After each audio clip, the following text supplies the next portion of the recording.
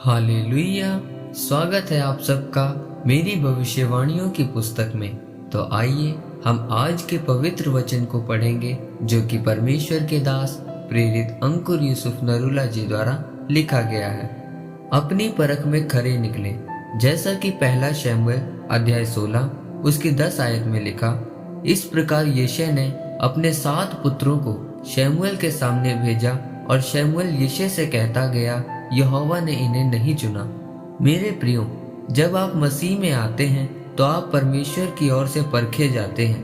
परख मतलब परमेश्वर देखता है कि दुख, बीमारी, परेशानी में क्या आप परमेश्वर की हजूरी में और विश्वास में बने रहते हैं या फिर आप परमेश्वर को छोड़ देते हैं। क्या आप उस परख में खरे निकलते हैं?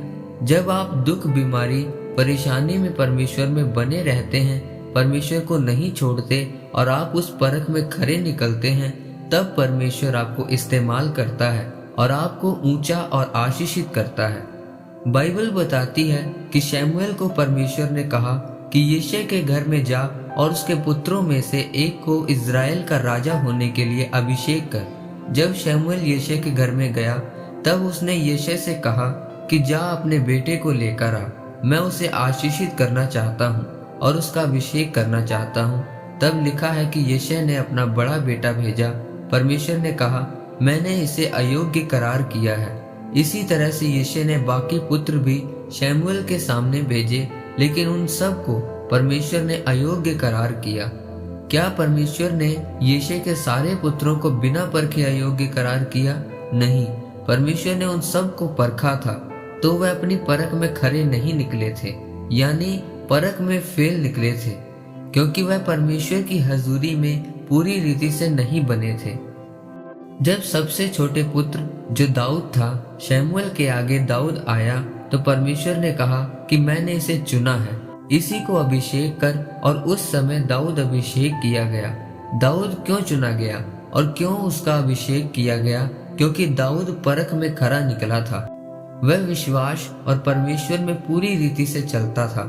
मेरे प्रिय, मेरे मसीह में आने के बावजूद भी मेरे जीवन में दुख, बीमारी थी, पर मैं परमेश्वर में बना रहा और परमेश्वर को नहीं छोड़ा और उस परख में खरा निकला।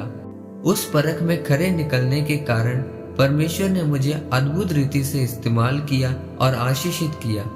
आज कुछ ऐसे विश्वासी हैं, जब उनके जीवन में जरा सी मुसीबत आती है तब वह कुड़कुड़ाने लगते हैं, प्रार्थना करना छोड़ देते हैं और परमेश्वर से दूर हो जाते हैं। वह उस परख में खरे नहीं निकलते, बल्कि उस परख में फेल हो जाते हैं। फिर परमेश्वर उनको इस्तेमाल नहीं कर पाता और ना ही वह आशीषित हो पाते हैं। वचन में लिखा है कि धर्मी जन विश्वास के द्वारा परखा जाता है। इसलिए मेरे प्रियो, विश्वास में बने रहें, ताकि जब परमेश्वर आपको परखे तब आप उस परख में खरे निकले, जिससे परमेश्वर आपको इस्तेमाल कर सके और आशीषित कर सके।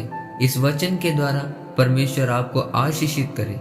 आमीन। आइए परमेश्वर के दास के द्वारा लिखे गए इस अंगीकार को आप मेरे साथ करें। सर्वशक्तिमान परमेश्वर, आपके इस महान वचन के लिए मैं आपका धन्यवाद करता हूँ। परमेश्वर, मैं अंगीकार करता हूँ कि मैं विश्वास में बना रहूंगा और परख में खरा निकलूंगा, प्रभु यीशु मसीह के नाम में।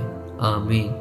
परमेश्वर आप सबको आज के वचन के ऊपर मनन करने के द्वारा आशीषित करें। आमीन।